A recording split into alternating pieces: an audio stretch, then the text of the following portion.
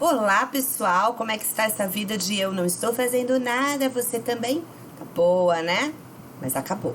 Agora a gente vai estudar um pouquinho, botar a mente para trabalhar. E hoje a matéria é Sociologia. Quer saber o que a gente vai estudar? Vem comigo que eu vou te mostrar.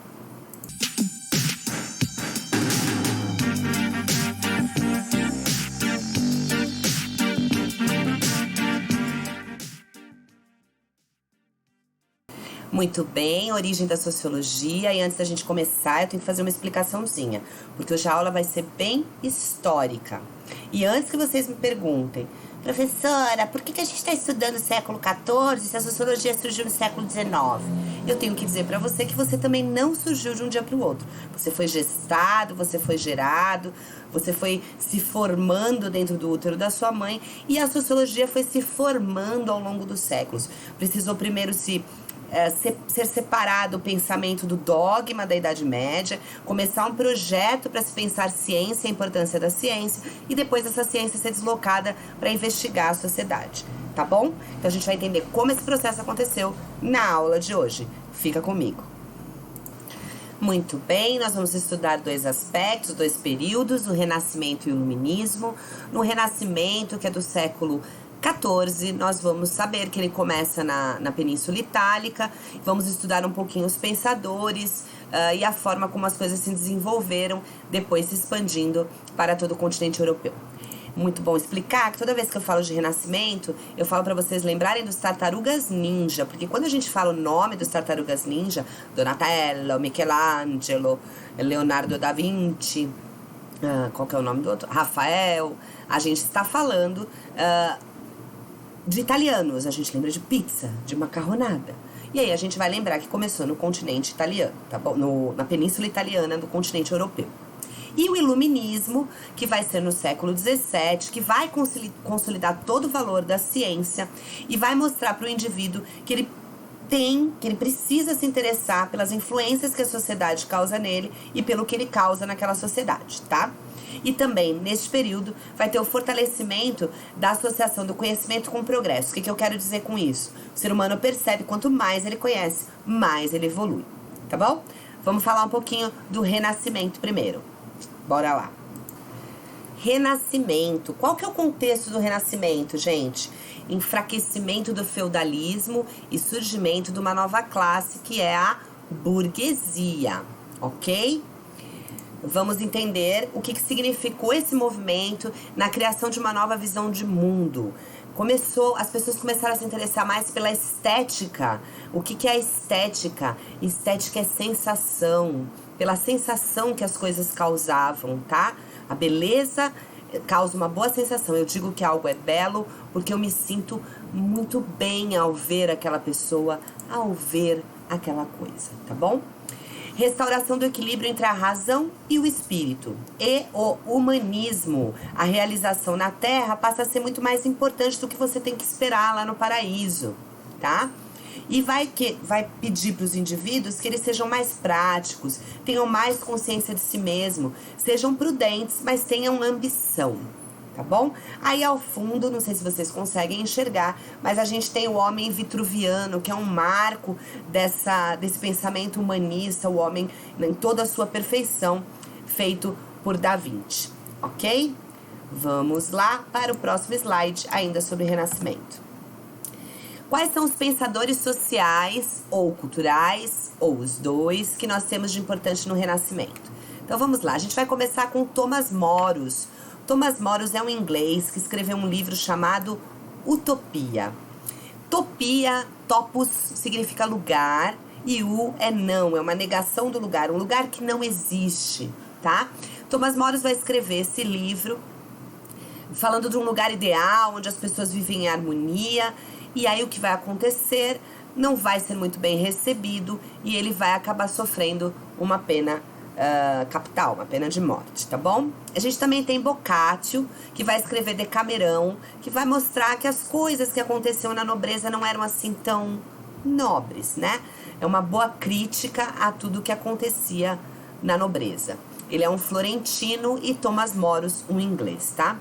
Depois a gente tem, acho que é o livro mais conhecido desses que eu coloquei aqui, que é Dom Quixote, do Miguel de Cervantes, que também é um padrão fantasioso, idealista de mundo, e uma crítica, quando ele luta até contra os moinhos de vento, isso é uma crítica à civilização da Idade Média, que tudo achava motivo para guerrear, tá?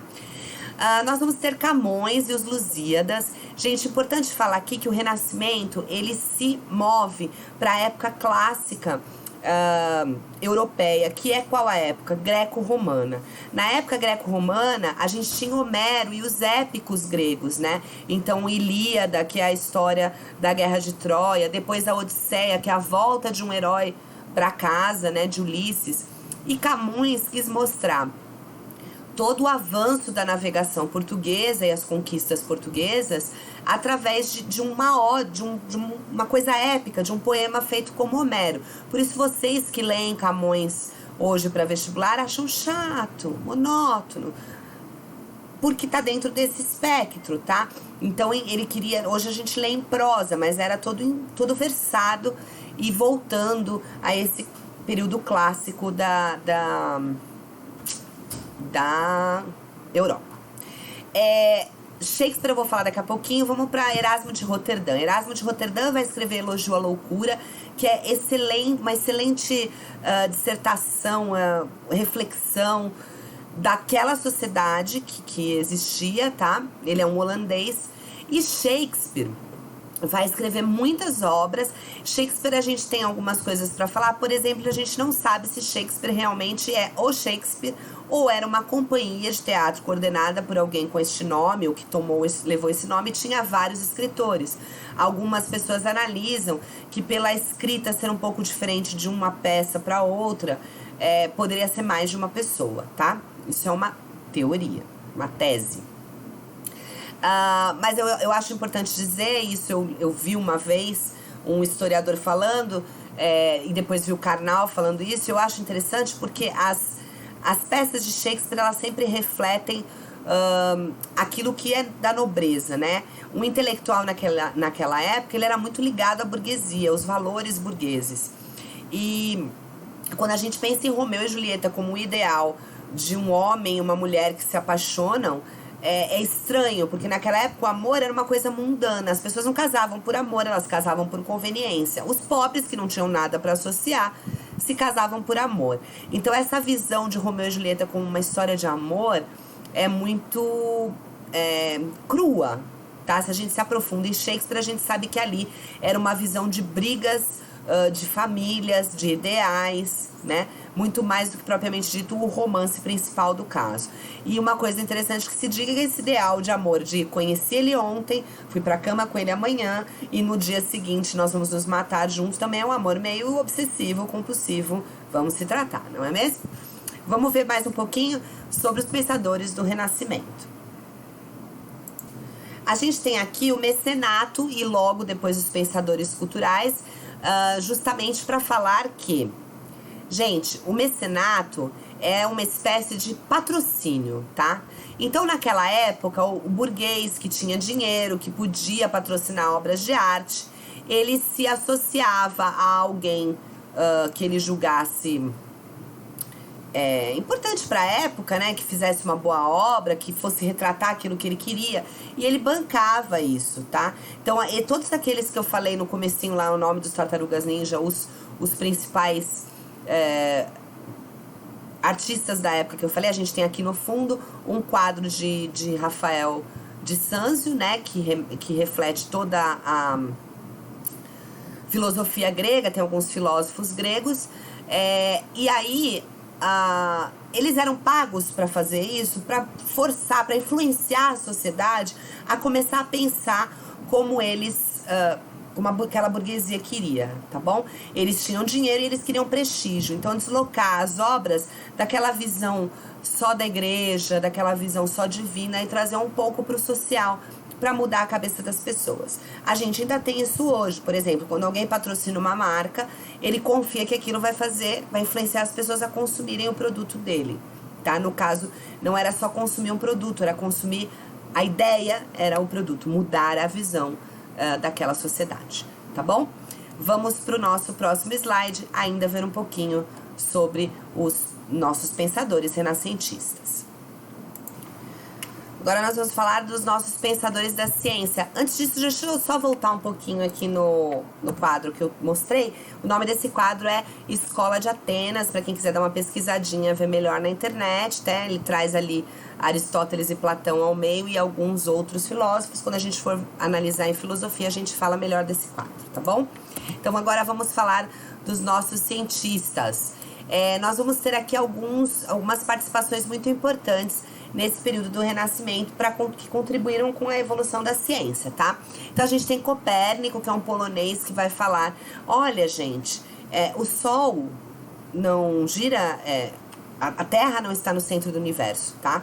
É o Sol que está no centro do universo. E aí, por conta dessa afirmação, ele vai pagar com a própria vida, né? A gente vai ter Kepler, que vai falar, que vai formular toda a base do princípio da atração, que depois vai ser desenvolvido por Newton.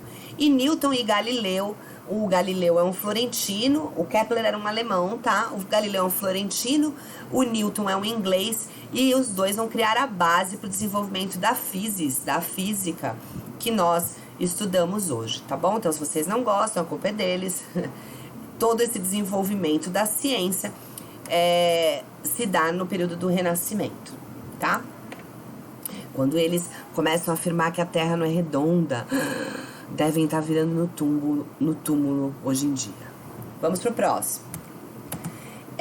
Os pensadores políticos, Maquiavel e Hobbes. E aqui eu preciso falar um pouquinho dos dois para vocês. Então vamos lá.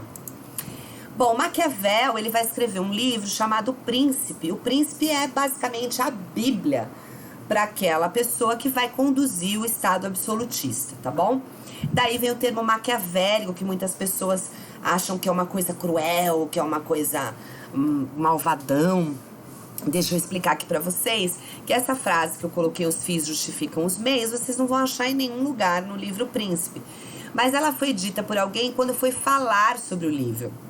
E meio que ela define algumas partes do livro, ou algumas partes não, mas a ideia principal, que é: para que você salve determinada sociedade, não importa o caminho que você siga, você precisa fazê-lo, tá? Então, quando a gente tem vários exemplos os fins justificam os meios, né? Eu preciso fazer uma guerra, vou perder pessoas numa guerra, mas eu perco um número de pessoas para salvar toda uma sociedade, tá bom? É um princípio ético que a gente fala que é teleológico. Você visa o final, não importando o caminho que você chegue até lá. E nem sempre isso é mal, tá? É uma visão ética diferente do mundo. Ele também dizia que um rei, ele tem que ser amado por seus súditos, mas não podendo ser amado, ele tem que ser temido. Então ele justificava assim a autoridade, porque se ele não for amado, se ele não for um rei dócil que todo mundo gosta, ele vai ter que ser um rei tirano, para que aquela sociedade não se autodestrua, tá? Depois a gente vai ter Hobbes. Hobbes vai escrever um livro chamado Leviatã. Leviatã é um monstro mitológico, tá? E ele vai dizer que o homem é o lobo do homem. Isso ele disse mesmo. Ele é um contratualista e formador do pacto social. É importante a gente falar aqui em Hobbes que, mais ou menos, eu vou contar uma historinha, não quer dizer que é o que estava no livro, mas de uma forma didática vocês entenderem. Hobbes vai dizer o seguinte: em algum momento a gente vivia numa boa, isso eu já contei no nosso vídeo de nivelamento de filosofia, mas eu repito aqui para quem não assistiu. Vivia numa boa lá, numa terra, e aí alguém foi lá e matou a gente para ficar com a nossa terra, e aí depois juntou outro e matou também, e assim a gente ia se autodestruindo porque nós somos seres ambiciosos e insaciáveis. Até que alguém foi lá e nos salvou e falou: tudo bem, eu salvei você, eu te defendo, eu vou defender a sua vida, mas em troca você vai me dar a sua liberdade. Assina aqui um contrato, eu vou comandar a sua vida, eu vou pôr leis, tá? Mas em troca eu vou te dar condições de você se alimentar para não morrer, segurança para você não morrer, saúde para você não morrer. Então o Estado, ele provê todo o bem-estar para a pessoa viver, não morrer, tá? Porém, em troca a gente tem que seguir esse Estado, tá bom? Então, no resumo é isso, essas duas visões políticas que justificavam um poder acima de nós. Vamos para o nosso próximo slide, agora já entrando em iluminismo. O iluminismo é torneado por ideias liberais, tá? Tanto de liberdade econômica quanto de defesa da propriedade privada, porém a abolição dos privilégios da nobreza é muito citado no iluminismo. Não tem mais cabimento aquela burguesia que trabalha, que provê o Estado através do seu trabalho, ter que ficar bancando os luxos da nobreza. Isso vai ser muito forte na França, principalmente, tá? Divulgação da cultura, que é o que muda a cabeça da sociedade, e a revisão do sistema fiscal, do sistema de impostos, que justamente tiravam o dinheiro dessa nobreza, dessa burguesia para a nobreza. Os pensadores iluministas acreditavam que o progresso, estou gaga, que o progresso só aconteceria se a gente usasse a razão, tá? E aí a ciência é muito importante no uso da razão. Valorizasse a nossa felicidade, o estar bem, a nossa autonomia, tá? Eu fazer por conta própria, eu me dar normas, nomia são normas, tá? O otimismo para todos, ao alcance de todos, parece até uma autoajuda, né? O liberalismo político e econômico e um Estado construído sobre uma base constitucional, ou seja, que existam leis que sejam para todos e que sejam cumpridas, que o rei não mude de ideia hoje ou amanhã, ou que o presidente não mude de ideia, existe uma constituição, tá bom? A gente vai conhecer agora os nossos pensadores iluministas, vamos lá. Vamos começar aqui com Locke, John Locke. Ele é considerado o pai da teoria política liberal. Gente, a gente vai ter a liberdade econômica com Adam Smith, que nós vamos ver no próximo slide. Mas quando eu falo de liberdade política, é o individual acima do coletivo, tá? Então eu tô falando que os meus direitos, eles têm que estar acima dos direitos do todo, assim. Eu não posso ser tolhido nos meus direitos, tá? Direito à expressão, direito a pensamento, liberdade, né? De expressão, de pensamento, de consumo e etc. Ele vai defender a proteção da liberdade individual, ainda que comprometesse a estabilidade e o progresso social. Deixa eu dar um exemplo para vocês, meio chulo, mas que tem a ver com os dias de hoje, se ele vivesse nos dias de hoje, por exemplo. Então, se for decretada, vamos supor que eu me envolva com uma pessoa do mesmo sexo, tá? E aí é decretado por um governo que isso não pode acontecer, porque se todo mundo resolver casar com uma pessoa do mesmo sexo, as pessoas não vão gerar mais filhos e a humanidade pode acabar, tá bom? Um pensamento liberal social, ele vai dizer, não me importa o sacrifício da humanidade acabar. Eu quero isso, é justo pra mim, eu sou feliz dessa forma, essa é a minha maneira, minha autonomia de me desenvolver de forma autônoma, salvei, e eu não vou fazer esse sacrifício em nome do coletivo. Precisamos achar outra maneira, fazer, sei lá, bebê de proveta, a ciência tem que procurar uma outra forma, mas eu não vou ser tolhido no meu direito, tá? Então, um exemplo atual para vocês entenderem, não sejam anacrônicos de ligar isso à época, mas é mais ou menos para vocês entenderem essa liberdade individual. Bom, a gente depois vai ter Diderot e D'Alembert. Os dois, gente, são os idealizadores da enciclopédia. O que é enciclopédia? Enciclopédia é a mãe, a avó, acho que já é a avó no caso, do Google, tá? Então, a enciclopédia era um livro, antigamente, a gente não tinha Google, era muito caro enciclopédia, é bom que se diga, né? Quem tinha enciclopédia em casa, a gente queria ser amigo. Então, a gente ia numa biblioteca e estudava enciclopédia, eram vários livros e tal. O que é a importância da enciclopédia? Eles desenvolviam a ciência, então criavam uma tese, uma hipótese testada. Vou dar um exemplo aqui. A água congela a 0 graus.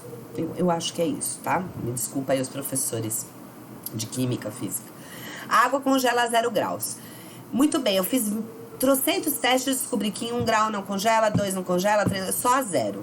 Então, tá confirmada essa minha tese. Eu vou colocar na enciclopédia, quem vier depois de mim não vai precisar ficar testando quantos graus, já sabe que é 0 e vai fazer 0. Como se fosse uma receita para o desenvolvimento da ciência, tá? Essa é a importância principal que a gente tem na enciclopédia. Depois a gente vai ter Montesquieu. Montesquieu, gente, é o cara que vai desenvolver os 3 poderes. Então ele vai falar, não adianta ter um rei e ele fazer as leis, ele julgar as pessoas que estão cumprindo essas leis e ele executar essas leis. Porque ele vai se autocorromper. Eu preciso de 3 poderes. O executivo, que executa as leis. Então, quem é o executivo no nosso país? Um presidente. No nosso estado, um governador. Na nossa cidade, um vereador, tá? E o legislativo, que faz as leis, da mesma forma, a gente tem o Congresso, a gente tem os deputados estaduais no estado, a gente tem os vereadores na cidade. E o judiciário, que a gente tem a nível federal e estadual, não tem a nível, pelo menos não federalizado, a nível municipal. Mas enfim, esse vai julgar as leis, tá bom? E por último desse slide aqui, o Voltaire. Voltaire, ele defende com unhas e dentes a liberdade de expressão, tá? E ele critica todas as formas de opressão e abusos praticados pela Igreja Católica. Ele vai dizer que posso não concordar com uma palavra do que você diz, mas eu vou defender até a morte o seu direito de dizê-la. Pode se expressar. E a gente vai conversar, vai argumentar, vou sair daqui e continuar pensando do jeito que eu penso contra o seu, mas você tem todo o direito de se expressar. Talvez Voltaire seja um mais radical dos pensadores, tá bom? Bom, a gente tem aí agora Rousseau. Rousseau, lembra que eu falei pra vocês do Leviatã de Hobbes, que eu falei pra vocês o que ele pensa a respeito do ser humano, seu lobo, do próprio ser humano. Rousseau também é um contratualista, ele também acredita que nós temos um contrato firmado com o Estado, né, com quem nos governa. Porém, ele vai dizer que o homem não é mau. O homem nasceu bom, a sociedade que o corrompeu. A partir do momento que se cercou um espaço e se criou ali uma sociedade, o homem se corrompeu. Não tem mais como ele voltar ao estado de bom selvagem. Mas a gente não tem que aderir ao que a autoridade manda de olhos fechados. A soberania, ela ainda é popular, o poder ainda é do povo. Então, existe o pacto social? Sim. Só que nós podemos destituir a pessoa que está no poder se ela não cumprir. Ela está nos representando. Se ela não nos representar, ali não é um direito dela prosseguir, tá? E o Adam Smith, que vai desenvolver o liberalismo econômico, a liberdade econômica. Então, ele vai dizer que os interesses individuais, se você deixar eles serem livremente desenvolvidos, eles vão se harmonizar sozinhos. Vai ter uma harmonia no mercado feita por uma mão invisível, tá? Não a mão do Estado regulando, a própria mão do mercado se autorregula e aí vai gerar um bem-estar coletivo. Então, muito do que a gente tem hoje do liberalismo econômico, dessas pautas liberais na economia, são baseadas em Adam Smith. Vamos continuar. Bom, aqui eu trouxe para vocês um quadro que vocês vão ver como é que a gente define o que existia naquele contexto e quais as mudanças que aconteceram para que a sociologia surgisse. Então, aqui são as revoluções pertinentes aos séculos 18 e 19 e o surgimento da sociologia, tá? Então, nós tínhamos um Estado absolutista que intervinha muito na vida e na economia, tá? Quais são as mudanças? A gente passa a ter a expansão marítima. A expansão marítima, ela vai mostrar, por exemplo, que esse Estado absolutista, que era calcado, apoiado pela igreja, ele perde credibilidade quando tudo aquilo que a igreja inventava sobre monstros marinhos, buracos negros e tudo mais, cai em descredibilidade quando as pessoas começam a chegar nos lugares e ver, por exemplo, que não existia tudo isso, tá? E conhecer novos povos e novos mundos e romper fronteiras. A reforma protestante, que vocês estudam em história, né? Que vai mudar alguns dogmas da igreja, vai falar, não, isso não é certo, isso precisa ser mudado, não é assim que está escrito na Bíblia, vocês não têm que vender perdão para ninguém. E aí também vai contestar e surgirão mudanças, e também o pensamento científico e tecnológico. Então, se no Estado absolutista, o Deus Sol, né, o Deus máximo, o Rei Sol, o Rei Máximo, era como se fosse um Deus na Terra, e a igreja começa a ser contestada, esse governo também vai ser contestado. E o intervencionismo vai ser contestado quando o capitalismo comercial começa a crescer, começa a ser a maior riqueza que se tem. Já não é mais na terra que você vai ter tanta riqueza, mas no comércio. E o intervencionismo vai ser barrado, tá bom? Vamos saber um pouco mais sobre as revoltas, as revoluções que deram. Porque depois de todo esse quadro aqui, o que a gente vai ter? Revoluções. Todo o pensamento que vai sendo colhido do Renascimento, do Iluminismo, vai formando naquela sociedade aquele senso de irritação, de rebeldia, e com essas descobertas a gente vai ter as revoluções que vão dar origem à sociologia. E vamos começar pela famosinha Revolução Francesa. Vamos lá. Bom, gente, a Revolução Francesa acontece em 1789 e vai durar 10 anos, tá? É uma ruptura com o antigo regime, 10 anos o contexto que a gente está avaliando. É uma ruptura com o antigo regime, a burguesia passa a ser a senhora do Estado, acaba com os privilégios feudais, pede uma igualdade jurídica, uma liberdade econômica e mobilidade social, ao contrário daquele estamento em que filho de servo morria servinho e filho de nobre continuava sempre nobre, tá? Não havia muita mobilidade, havia pouquíssima mobilidade social. A gente tem aí o surgimento da direita e esquerda e muito a grosso modo, muito resumido, eu coloquei aqui para vocês. Direita, liberdades, e esquerda, igualdades, como sinônimo das suas lutas, que assim começaram, tem o seu cerne, mas que muda muito ao longo dos anos, tá? Tô falando isso para vocês que perguntam sempre sobre esse tema. Vamos ver um pouquinho sobre a nossa Revolução Industrial. Deixa eu sumir daqui que eu tô ocupando espaço. A primeira Revolução Industrial, ela vai se dar em 1760, vai ser a revolução baseada nas matérias-primas carvão e ferro, vai acontecer na Inglaterra nesse ano, depois vai vir na Bélgica em 21 e na França em 1823, e eu preciso falar com vocês sobre isso, o porquê da Inglaterra. Em dado momento, a França estava até mais avançada na sua industrialização, só que ela tinha muitas dívidas, e aí com a Revolução Francesa, né? Então, quando a gente fala, então a Revolução aconteceu na Inglaterra, ela foi a única a se industrializar. Não, vários países da Europa se industrializaram, mas revolução, revolver, é mexer em alguma coisa. Então, ela precisa de uma série de fatores, tá? A Inglaterra, ela fez a lei do cerceamento, né? Que ela chegou lá no campo, as pessoas ganhavam terras na época do feudalismo, porque lutavam na guerra, porque eram fiéis ao rei, porque eram fiéis a algum nobre, mas elas não tinham um papel passado, era tudo funcionava no direito consuetudinário, no verbal, né? E aí chega e fala, cadê o seu papel de propriedade aí da sua terra? Não tem, então show, essa terra é do governo. E eles começaram a cercar as terras, não é cerceamento, cercamento, esses cercamentos para plantação de algodão ou para criação de animais que pudessem depois ser usados na industrialização. Esse foi um ponto. O outro ponto é que o calvinismo era muito forte na Inglaterra. E o calvinismo pregava duas coisas importantes para a burguesia. Uma é que juros não era crime, como pecado, né, na verdade. Pecado como a igreja colocava. Você tinha o direito, através do seu trabalho, de ter lucro. Lucro não era pecado. Isso foi muito importante para eles adquirirem dinheiro. E o outro é que o trabalho era uma coisa muito importante e gastar dinheiro só se fosse para prover mais trabalho, não era para viver uma vida luxuosa e tudo mais. E aí eles vão guardar muito dinheiro. Então, quando a tecnologia chega, o maquinário chega através dessa tecnologia, a civilização, a sociedade que vai ter dinheiro para bancar esse maquinário é a sociedade inglesa.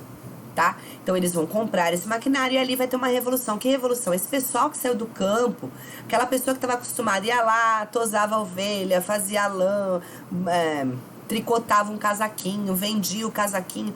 Essas pessoas vão se deslocar da cidade e vão trabalhar do campo e vão para a cidade trabalhar, mudar completamente o ritmo de vida, morar num lugarzinho minúsculo, insalubre, esgoto, convivendo com luxo. E eu já contei metade do slide, mas a gente já volta lá. E outra coisa importante eles vão perder aquele poder de saber o que eles estão fazendo, né? De se apropriar do trabalho deles. Eles vão trabalhar para os outros, fazendo partes daquilo que antes eles faziam, o todo. Então vamos voltar aqui. Vai surgir a sociedade de classes, o trabalho assalariado, empresários. Quem tinha dinheiro para comprar maquinário, ótimo, é dono dos meios de produção. Quem não tinha, oferece seu trabalho, que é o operário, tá? Êxodo rural, antes eu era camponês, agora eu sou operário, falei agora para vocês. Más condições de trabalho, jornadas de até 16 horas sem descanso. As mulheres e as crianças também trabalhavam muito, e as crianças têm uma parte. As crianças, por serem pequenininhas, e assim, essa ideia de criança é muito do nosso contemporâneo, assim, final do século XIX, XX, XXI, tá? Porque o que existia era, você já sabe andar, você é um adulto pequenininho. Você sabe andar, se virar, comer sozinho, um adulto pequenininho. Um adulto pequenininho pode trabalhar, tá? E eles pegavam essa criança, por ser pequena, as máquinas com carvão criavam muita fuligem. Colocavam a criança na máquina para tirar aquela fuligem, porque ela cabia no espaço ali. Quem viu o Expresso do Amanhã tem uma cena que mostra isso. É a mesma conotação do que eu vou falar. E aí, muitas vezes ele limpava, tal, a máquina desenguiçava e eles perdiam membros ou eles morriam. Então as condições eram absurdas, né? Muitas horas de trabalho, não podia parar para comer, não tinham dinheiro para comer. Então muitos deles bebiam muito, porque o pão era muito mais caro do que a bebida. Vocês podem ver isso também no filme Os Miseráveis, logo no comecinho do filme. Ele é preso porque ele roubou um pedaço de pão.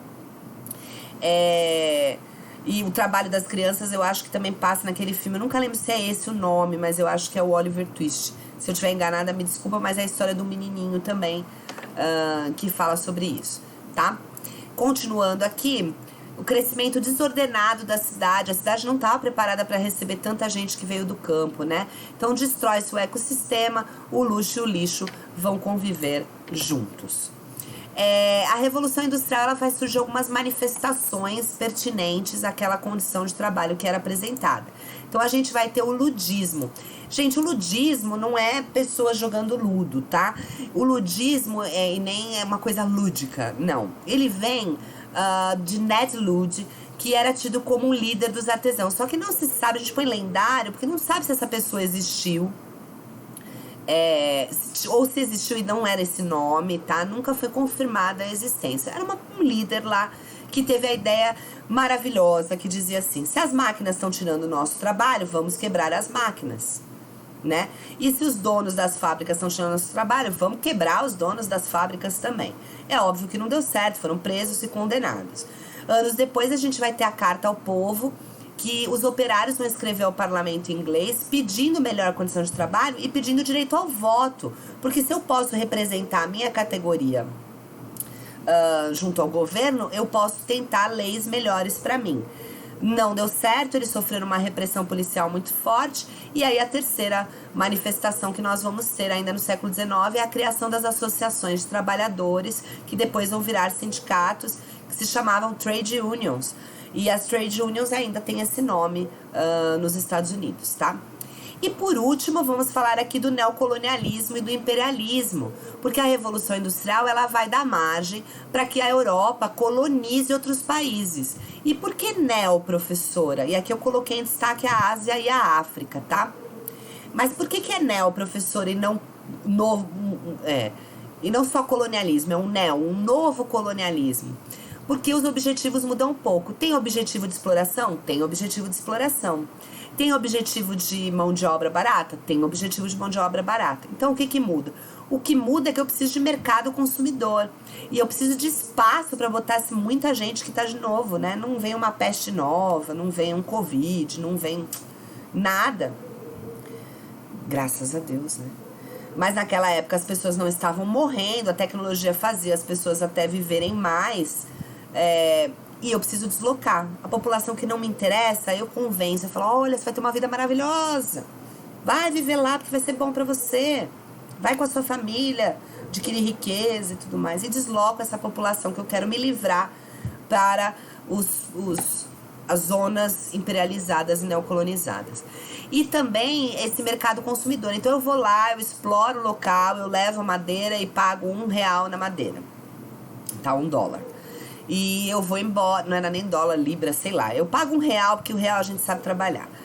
E aí eu levo essa madeira por R$1, faço uma cadeira lá na Europa, na minha indústria, e vendo essa cadeira lá na região que eu imperializei por R$5. Com a madeira que eu tirei deles a preço de banana, né? A preço de madeira, no caso. Muito barato. E aí, eu vou gerar neles uma necessidade de consumir. Então, eu vou mostrar, ó, eu tenho o padrão ideal. Eu sou o bonzão, tá? Isso é muito importante que a gente grave, gente, porque o positivismo, que é o primeiro suspiro, né? É o choro da criança do nascimento da sociologia, ele vai se basear muito nisso. A minha sociedade europeia é melhor, a sua é inferior. Então, eu não estou te explorando, eu não estou te influenciando por mal. Eu tô te influenciando porque você precisa evoluir para chegar à minha. Então, consuma os produtos que eu estou lhe trazendo, tá? É isso. Eu acho que com o neocolonialismo e imperialismo finalizamos nossa aula. Considerações finais. Vamos lá. Bom, hoje vocês aprenderam um pouquinho da história do surgimento da sociologia. Nas próximas aulas a gente vai mostrar esse primeiro pensamento desenvolvido, que foi o positivismo. E é muito importante vocês terem essa bagagem de hoje para entender como todas as coisas funcionavam, tá bom? Te espero na próxima aula. Fica ligadinho aqui no canal. A gente vai ter sempre lives. Eu tô gravando numa sexta-feira, então amanhã nós já temos uma live, tá bom? Eu te espero. Fica comigo. Não desiste de mim. E vamos ocupar essa cabecinha enquanto a gente tá nesse isolamento social para não enlouquecermos. Muito obrigada. Valeu por ficar comigo até agora. Até a próxima.